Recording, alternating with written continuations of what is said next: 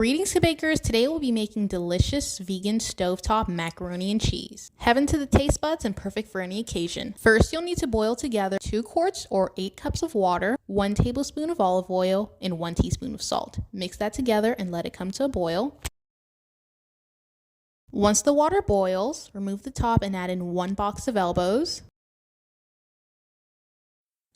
Now stir it with a wooden spoon and cover it. Let it boil for about 3 to 4 minutes before mixing it again halfway. We do this so that it doesn't burn or stick at the bottom. Cover it once more and let it cook for an additional 3 to 4 minutes. At this point, it should be done al dente. You don't want it to be too soft. Now pour out the noodles and the water into a colander. Return the noodles back to your pan and add in 1 batch of my creamy vegan Alfredo sauce, or about 2 containers of store-bought vegan Alfredo sauce.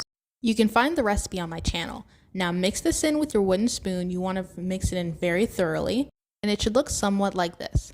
Now add in 1 batch of my vegan cheese sauce. You can also find that on my channel, and mix that up very thoroughly. You don't want an unhomogeneous mixture.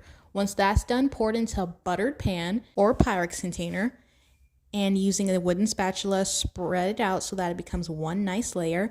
And like that, you're done. Now, scoop it into a bowl and get ready to serve. Look at the deliciousness. It's also vegan and healthy and wonderful. Please try this recipe. It's great. And here it is. You can also garnish it with parsley and enjoy. Thanks for watching. Please don't forget to like, share, subscribe, and hit the notification bell to be notified every time I post a new video. Have a great day, enjoy this recipe, and comment how it went.